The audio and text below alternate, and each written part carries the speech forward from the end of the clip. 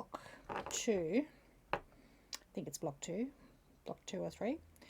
And for this one I've got my light box, and I've sat, you don't have to do it this way, but I've sat a silicone mat, it's an 18-inch one, on top of it, which it's a Matilda's Own one, which has these cross markings on it.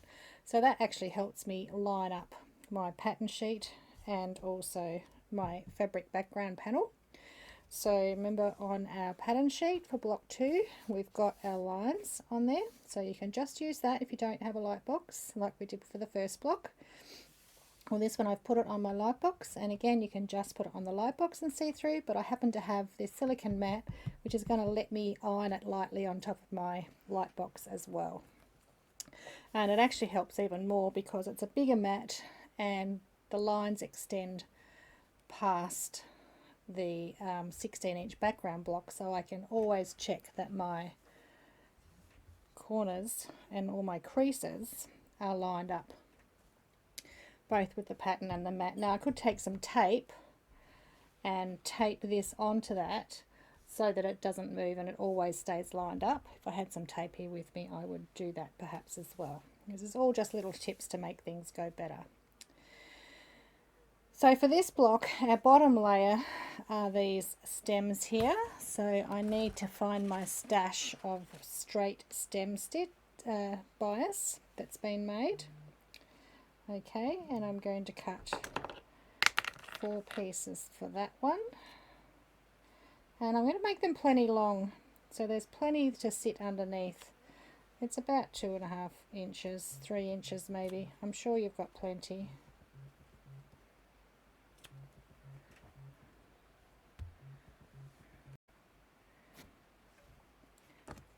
Okay, so for my first layer I'm going to pop those down.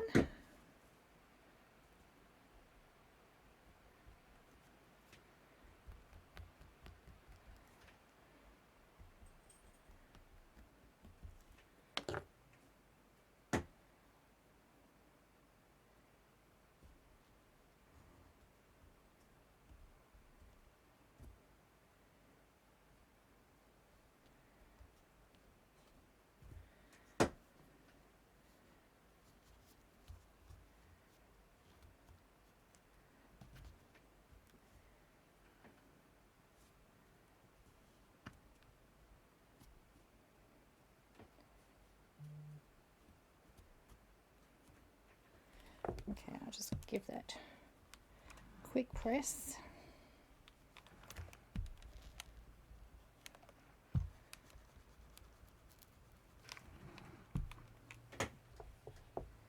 Okay, next layer is these little buds here.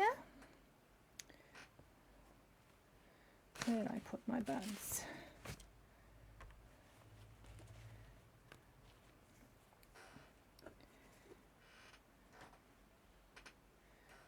So they're almost off the screen, but oops. The problem with these touch button light boxes is it's very easy to switch them off.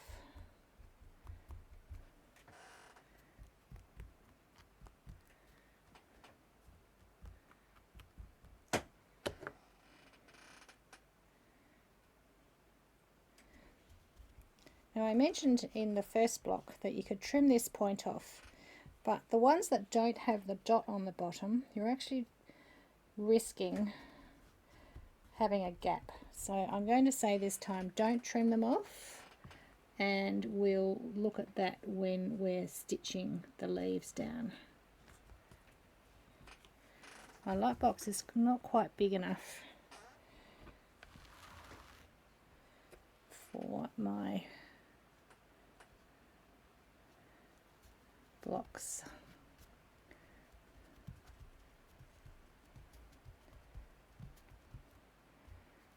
Okay, next we're going to do these sets of leaves.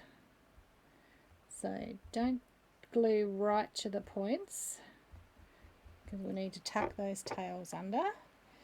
Now remember, our leaves come in a left and a right, so we just want to get a left and a right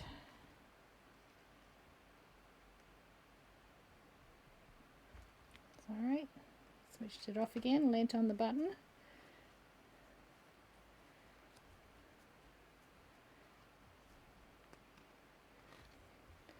And then a left and a right here.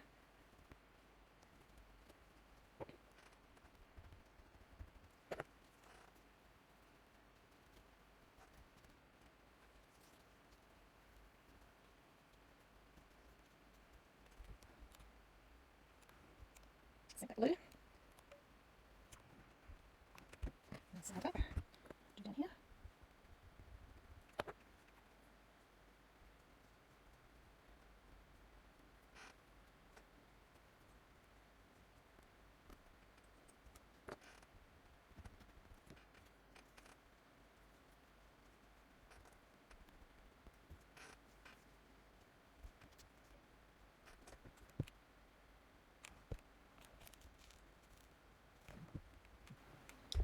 Alright, next we have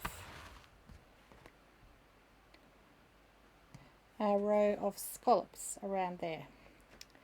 So I've found them all, and just going to check. So we now want to match up the fabrics. You don't have to, you can put them in any order.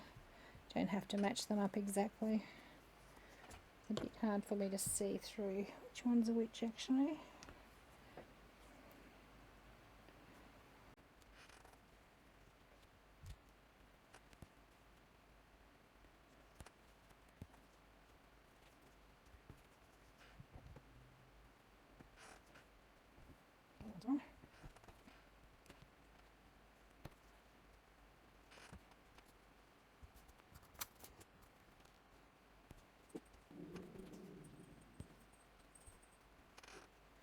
I think I've got those all matching what's underneath. So then we'll be tucking our glue.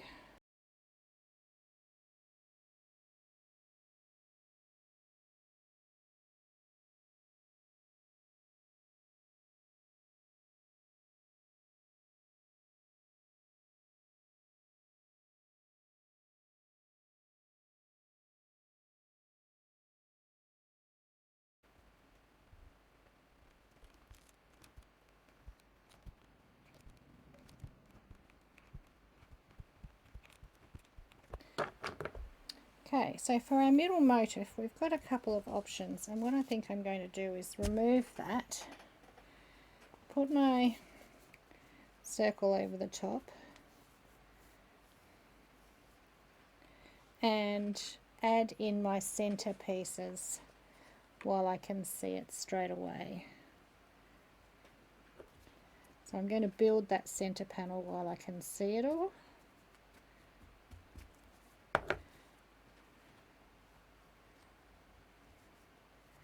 So I know it's exactly in the center. And here comes my first stitchery, so I need to find my stitcheries. And I don't know exactly what's on the quilt. I could look it up to see what's where, but it doesn't really matter which one goes where. So I'm going to choose this one. Oops, I just climbed onto my glue pen. It's unfortunate.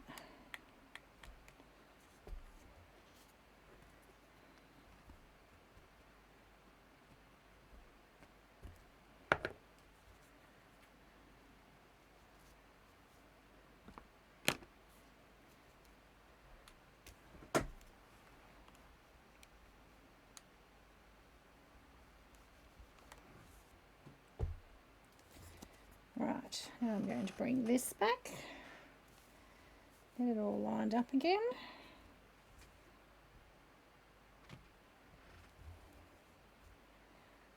And then I can sit this over the top, making sure I've got it centered on the design underneath. Right. So this circle, I used my mylar template to trace it and cut it out with a scant 1/4 inch seam allowance. This one's not directional, so I didn't need a centre. The next one we were centering it, we're having it up and down, straight up and down, but this one is just random, so it can go any direction. So I'm now just going to glue base that down to the background all the way around.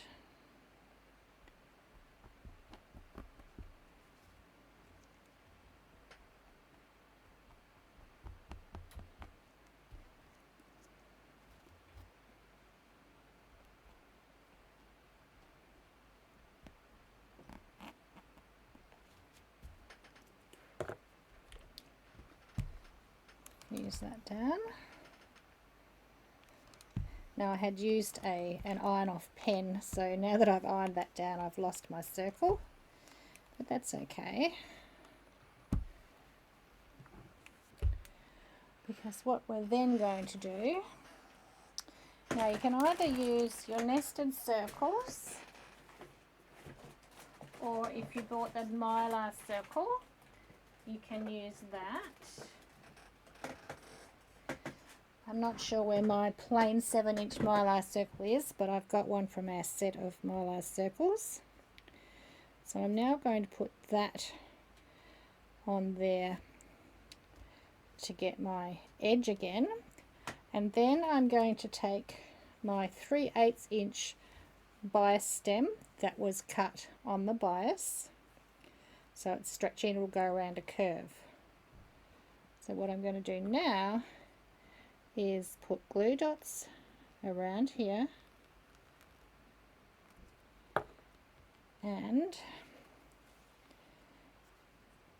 first of all I'm going to open this up and press over a folded edge.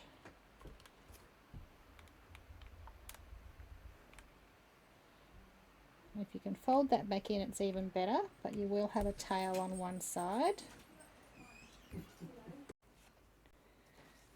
Okay, so I've just ironed under a seam, a hem at one end, and then I'm going to go just past the glue so that that's loose, and then you're just going to position this onto your glue dots around the mylar template, because we can no longer see the circle on the background fabric doing it this way. If we did it upside down on the paper, you could, but I'm thinking this is the best way. A few more glue dots, and you just ease it around the curve, don't stretch it because then it will pull in and pull up. So we're just easing it, and we'll hit that with some heat in a minute, and that will sit down nice and flat.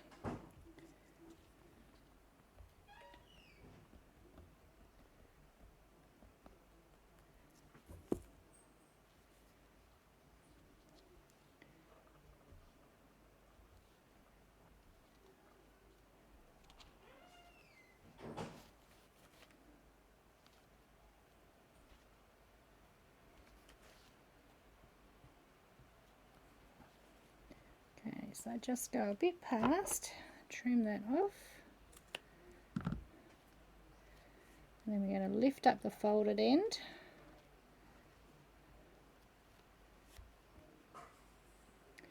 and put that folded hem over the top.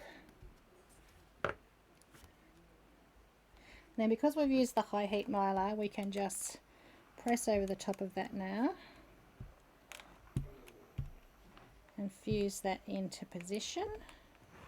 Once you've got it in, you can remove it and give it a good press and even a bit of steam, and that will set the bias tape nicely.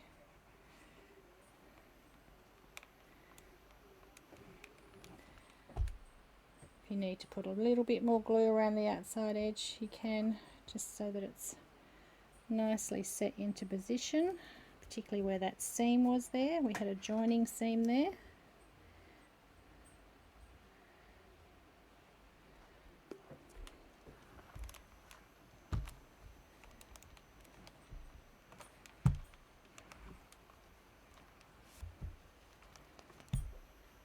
and that block is all glued, ready to go. So we make 2 of these blocks exactly the same. So I'm going to go ahead now and glue up the second one so that I can start appliquing those down. Now this block particularly I will demonstrate on the machine because this nice long seam here and even around the edge of these curves and around here will be very quick and simple to do by hand, by machine. I'll probably do the leaves by hand so that I can deal with those points and get them done nicely, but you can also do those by machine as well. So there's block 2, which is this times 2 blocks the same, part 2, ready to go.